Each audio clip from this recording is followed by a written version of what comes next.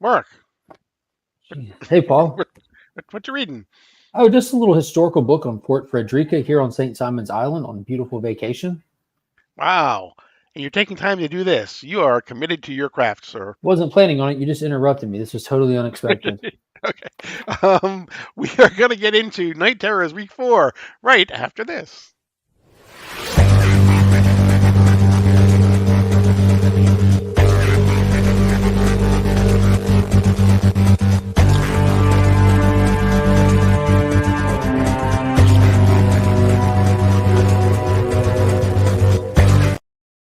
So, welcome to another DC Comics deep dive. I am where I always am. Mark is live on St. Simon's Island on location. So, AKA vacation. The tail end of on location, on vacation. vacation. This is a great way to cap it all off, though. Record one of these, have some fun talking some funny books. There's a lot that happened this week. This event just keeps getting bigger and better somehow. I was It not really in does. for it. Now I'm really excited about it. Before we get started, hit the subscribe button. Make sure you hit the like button. Make sure you hit the notification bell so you're alerted whenever we upload new content. And don't forget to leave a comment because Very at the end important. of all of this, we will be doing a drawing for the entire Night Terrors saga as part of a special live DC Comics deep dive, kind of like we did at the end of Dark Crisis. So, more on that coming up in the weeks ahead. But this is week 4.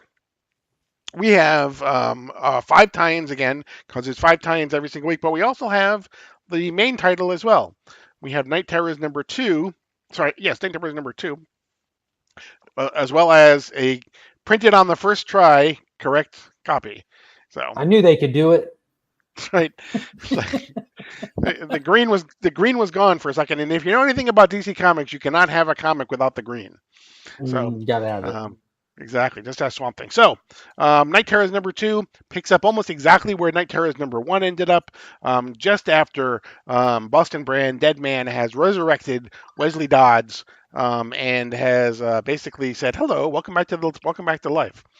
So we start with this kind of funny little page where with the Dead Man, it's called Dead Air with Boston Brand. It's a little game show where he basically introduces us to Wesley Dodds, who we see again with because if you remember, Boston Brand Deadman is inside of Batman at the time, and Wesley Dodds immediately sees him and says, "You're Boston Brand inside of Deadman, aren't you? Or sorry, inside of Batman, aren't you?" And he's like, "How did you know?" And it's like, "Yeah, you could tell."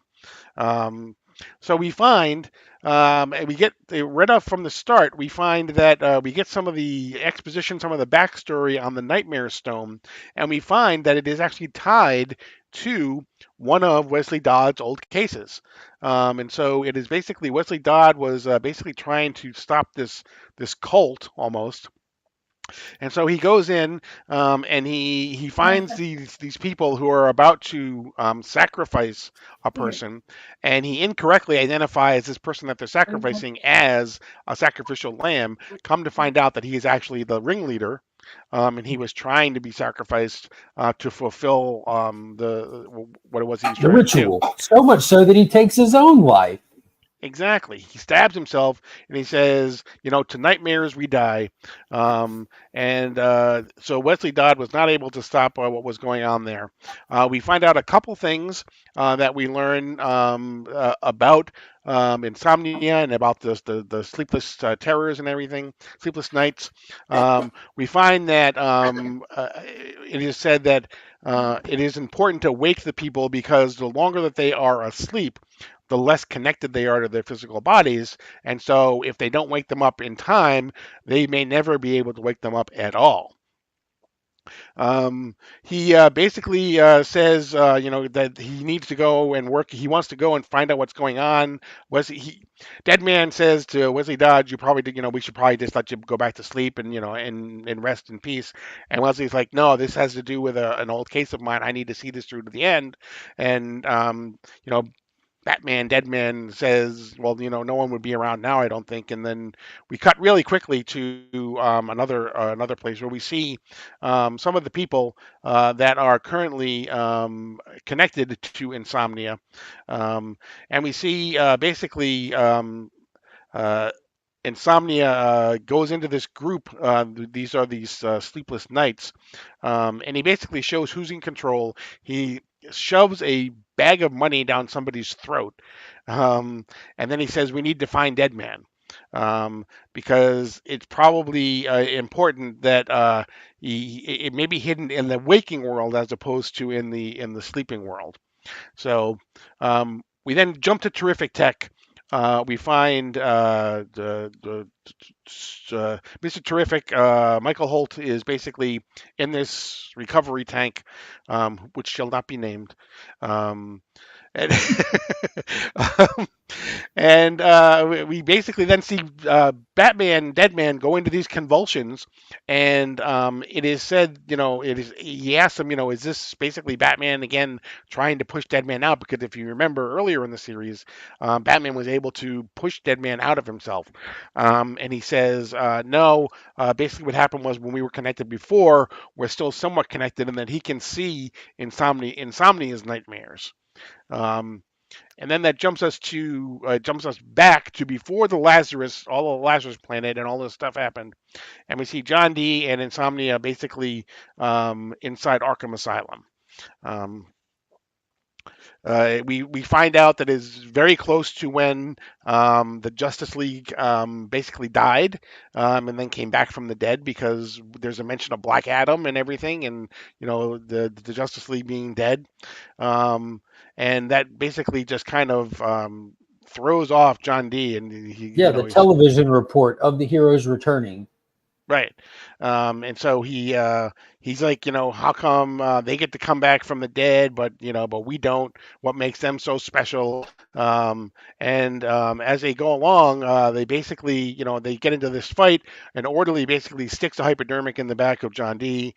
He basically falls, and falls asleep. But then we find that we're back to Wesley Dodds and Batman, Boston Brand, who are in an alley, and before you know it, they are then attacked by the Sleepless Knights, who are all the minions of Insomnia. Within a couple of moments, we find that we see Red Tornado calling out to Deadman, Batman, and Wesley Dodds, and when the light, or on the final page of the story, when the light is on them, we see one of the Sleepless Knights basically with the head of Red Tornado and just the spine, his spine basically, dangling from his head. All Predator style. Exactly. It's way past your bedtime, is what he says. And we're left there with a tease for the next issue that just says the death of Deadman, which will be interesting because he's already dead. So can you kill it? Can you kill a dead man twice? That would be a great title for a story. Can you kill a dead man twice? I wonder if that has been a title for a story. I don't know. Maybe that's where I got it from. Somewhere in the back of in the recesses of my mind. Speaking of the back of our mind, it's time to access it. Yeah. Time for the tie-ins. Well, first off, a couple of highlights. I don't have any books to flip through here to kickstart this, but a couple of highlights for me from the Night Terrors issue 2 proper had to be the flashback, getting the origin of the Nightmare Stone itself. It was great getting to spend some time with some JSA content. Wesley Dodds specifically mentions and calls out, very nice, calls out a couple of his team members while we go through that whole notion, which were the magic users.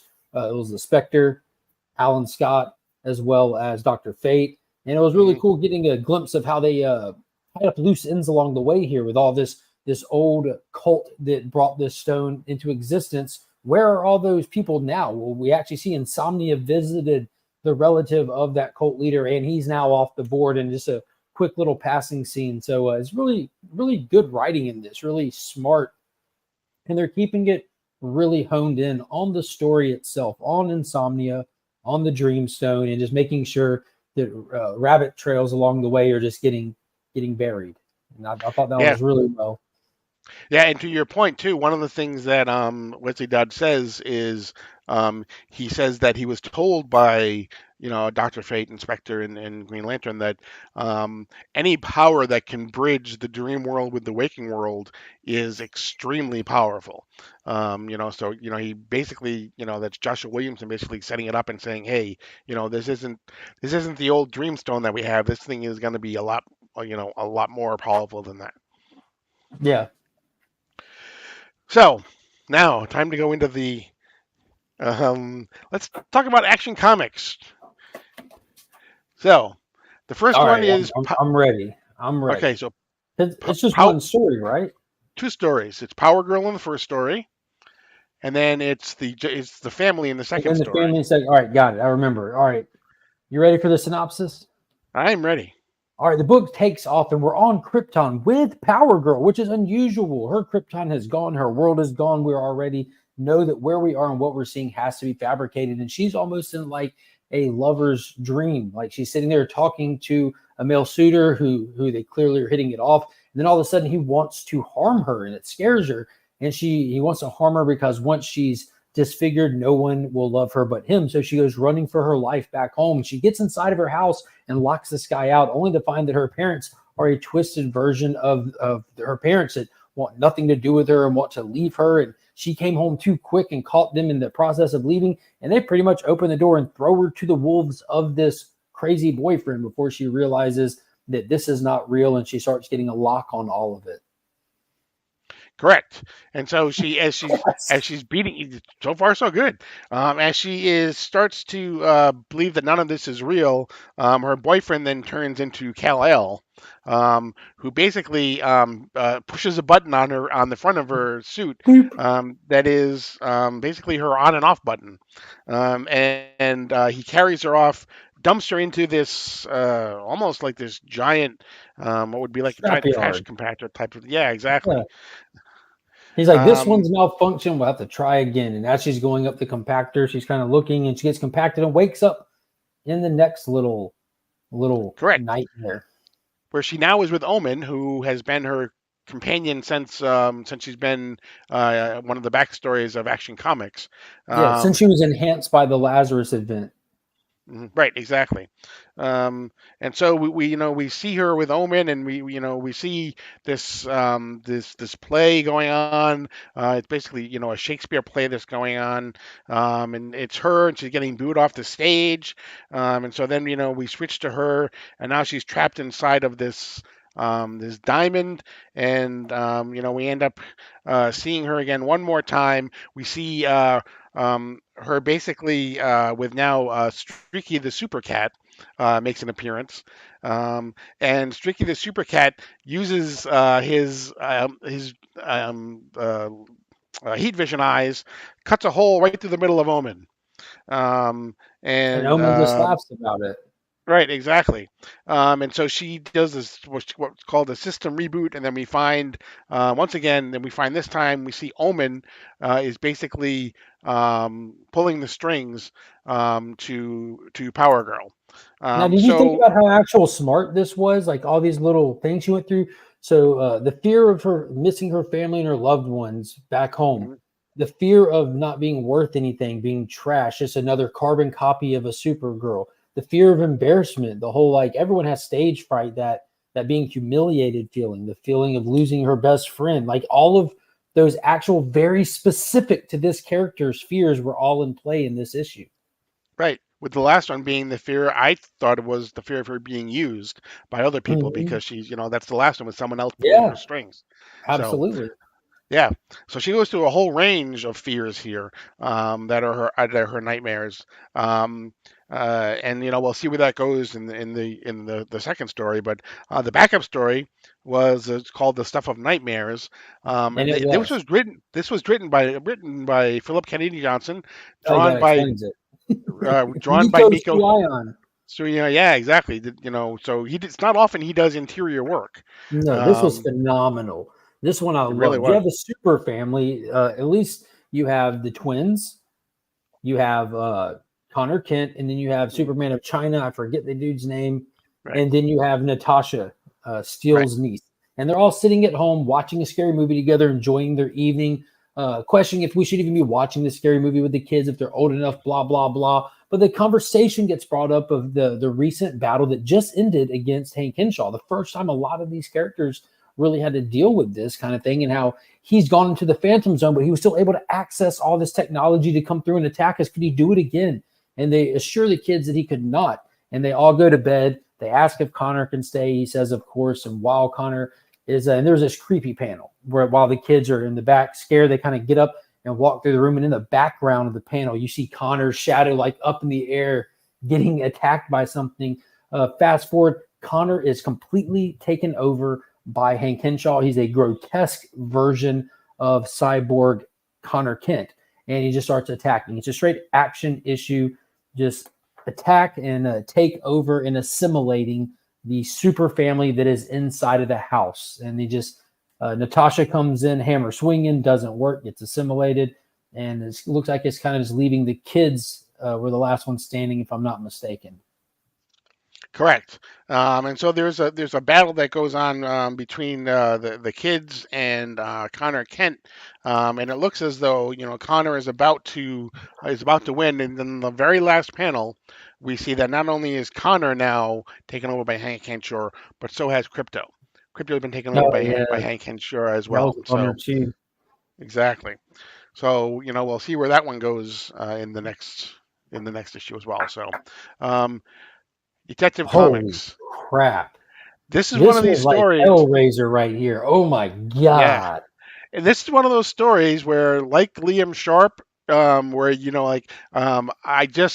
you just want to buy this and just look at the pictures and how nice they are, you could do that and you would still be pleasantly, Well, in this case, you're going to go to bed with nightmares, like legit. Right. Ricardo Federici's art in this, it looks like concept art for the Hellraiser franchise. It is insane.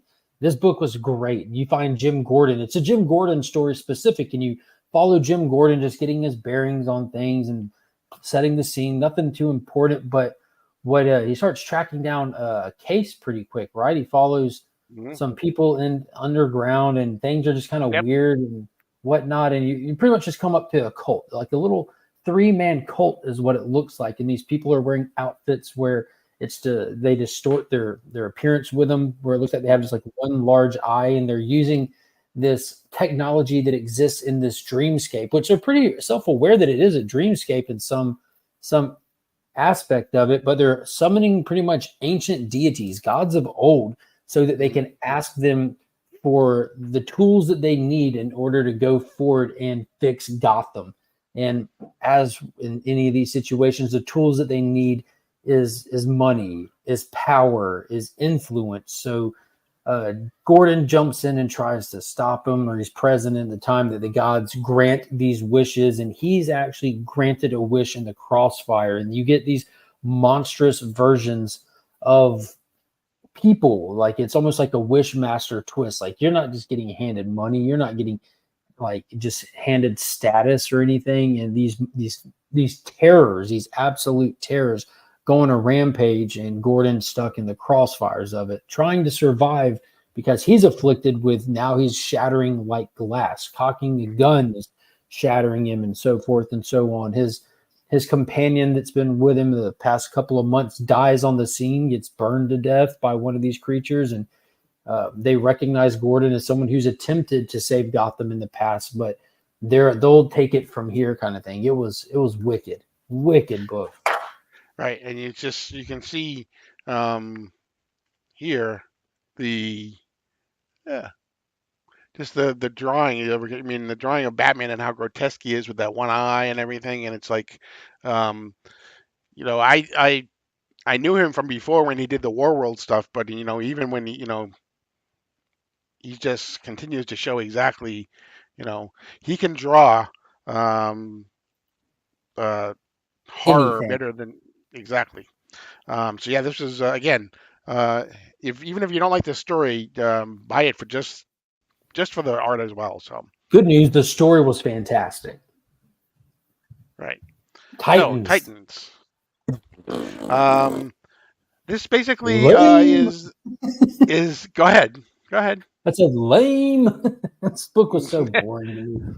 This was just a rinse. This was one of those rinse and repeat stories. We have an idea. Let's just hit copy, and then we'll get through it. You start off following Raven, and there's inconsistency in the way that they're drawing Raven and what we've just seen. She doesn't have red hair, but they just established that she had red hair. That bothered me, but Raven's in a nightmare. Oh no, and she knows she's in a nightmare, and she realizes, oh, if I look at myself in a mirror, I wake up out of it. And as soon as she does, she goes into the next room, and she finds that Cyborg's in a nightmare. Now I can show him my mirror, and he's out of his nightmare. Into the next room, Donna Troy's in a nightmare where, oh no, my mirror cracked, and then we just pick up the pieces and blah blah blah, and they just mirror their way out of these rooms to come to find out they're outside, and they turn around and look, and oh no, it's Titan's tower that we were just in. It's haunted. Oh no, we have to go back in to find the answer to get us all out of this nightmare. So But boring. there was the only thing. I mean, it was kind of repetitive in what it does. How they get Gar out of his nightmare was a little bit, it was, what, my Oh mirror god. is my mirror is broken. So basically, she says basically, Raven, Gar needs to go into her mind to see how she sees Gar, and that's basically, how he ends up, coming back and Yeah, being that was himself. sweet. It was so sweet. It was. You could just, you could taste the sugar coming off of the Yeah, coming off of the that's what pages. that was. I was wondering what it was. I was reading it. I was like, Exactly. that's what it was. The book was Obviously, sweet. yeah. I mean, I think obviously, they're saving, Nightwing for part two. Yeah. So, because he's the only one who did not appear in this particular issue of the Titans. Who So, wrote that Titans book? it was guy's name is Constant. Hmm, never heard of him. Yeah, I can see why. Maybe it's on the last page. Maybe it's on the last page. Andrew Constant. Oh, hope he He gets a little was bit better. Tighten up, Andrew. Tighten up. exactly. He needs to be more constant. Angel Breaker. I was so confused by this one. This one's weird. It almost wasn't a Night Terror book till we get to the end of it. It was almost like there were was there like some kind of big story with the Cobra organization and this Angel Breaker character that they're like, let's do the conclusion of it here. This Angel Breaker was basically created by Joshua Williamson. It was part of the Shadow War Alpha, Yeah. and then she basically Angel Breaker took over the League of Assassins when Talia basically, exactly, and so she was leading the League of Assassins, and so she This has is this loose big. threads from Deathstroke Inc. Then. Exactly. She was in Deathstroke Incorporated. She has the Angel Breaker is also the name of her sword that basically reflects any power that comes to her, reflects it back at the Yeah. person who sent it. So there was a lot of context to this one that they were having to put into this one because of how much they were trying to carry over stuff from a year ago. That doesn't make very much sense to me. But you have Angel Breaker shows up on the scene of a caper happening in the back alley, and it's this guy named Raptor or something like that. He pretty much looks like a hulked up version of Connor Hulk with the Bronze Tiger's glove. Like that's what he looks like. And from there, she's like, I need your help. We're going to go rush this Cobra base, basically. And they go to do it, and we get a little glimpse inside this Cobra base. There's a lot of kids running around in there. There's a crazy high priestess talking to the MacGuffin that they want. They want this MacGuffin because it's got all these powers and stuff. And we get down there. They break in. They're fighting, blah, blah, blah. The high priestess turns out to be a psychopath. It's like they're like lying to everyone in the building. So all the dynamic of all this stuff that was happening probably a year ago in that book breaks down inside of this organization in this base. But then the nightmare wave hits, and like toward the end of it, and when they wake up, this is where it gets legitimately creepy. There's like this creature, this entity of myth, like is like an old wives' tale that was told to Angel Breaker about this character that goes around and kills a specific way. It's almost like it almost reminded me of an anime horror kind of thing. And it killed that high priestess, and then it killed one of the kids that didn't think there was any danger. And then that's when Angel Breaker explains what she just saw and what's in there. And we're in the middle of a nightmare. And it actually has me excited for the next issue because I wasn't too keen on like all the continuing the Shadow War stuff or the Deathstroke Inc. stuff. Like that was too much of that. Bring the Night Terrors into the Night Terrors book. And when they got it there, like that was legit creepy the way it was presented and executed at the end. Yeah, absolutely. And I think, to your point, this is the only issue that I've seen so far that had a couple of references, those little editor's notes that say, hey, go check out this other issue if you want to, this other comic if you want to know more about that. There was a And Nightwing reference. Who is this brown noser that wrote this one? Tim Seeley. Oh, that's why it was trash. Okay. Tim Seeley is brown nosing Joshua Williamson. And go check out all of Joshua's other work. Go check out all of Joshua's work because he did the Shadow War, right? Williamson? Yeah. Yeah. So Tim Seeley brown nosing his way into a bad comic book. Good job, Tim. And the last one is Harley Quinn. Okay.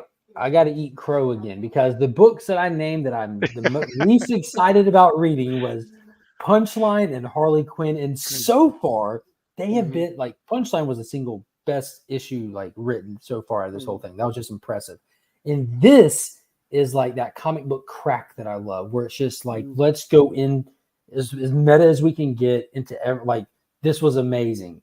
Harley gets set into the nightmare world immediately. Crazy recognizes crazy, knows and nothing can phase her, and then the entity behind it all has to hit the brakes. Yo, you're special. There's something about you.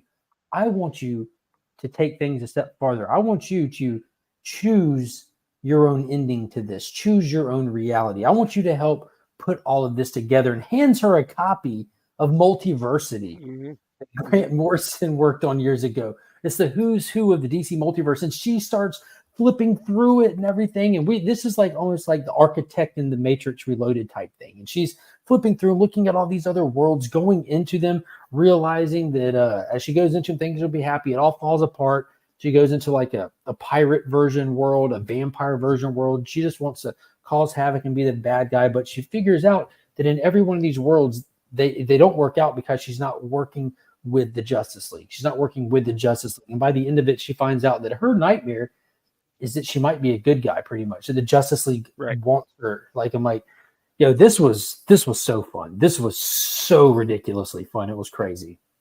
Yeah, I mean, and on the very last page, you get basically her.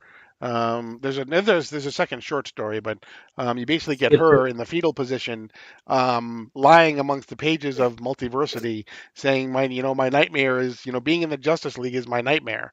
And what was cool, because the Multiversity book is like photoshopped in. It's the real comic. It's not like redrawn. And on the back of Multiversity at the time, just like this week's books, the back ad is for the Blue Beetle movie. Back, you can see that they put the book in, and they after the fact blurred the back page of the book for I guess copyright reasons. But I can tell you from looking at the blur that that's an advertisement for Justice League Throne of Atlantis animated movie. You remember that cover? Oh yeah, yep. Timestamps it and everything, and I thought that was interesting that it blurred it. I don't know if it was just on the digital app that I was reading it on, or if it's blurred in the paper copy. I was interested to see. But when Harley first starts reading the book, yeah, no, it's blurred on the in the print copy as well. Why would they blur it? They own it all. Yeah. I agree. This was, basically, it was basically, what, she lives in nightmares every day. She's like, and nothing you're gonna throw at me is gonna make me, It was definitely fun. It was all over the place, but fun. It really was. So yeah, I mean, we're halfway through. The main story, even if you're just reading the main story, I think you're getting a lot of content. It's doing really well. You don't have to get anything other than the main story, but if you are, you're getting a lot of good stuff in some of the different titles as well. So, which is really all you can ask from one of these. If you want to just get the main story and not have to spend $1 million, you can do that.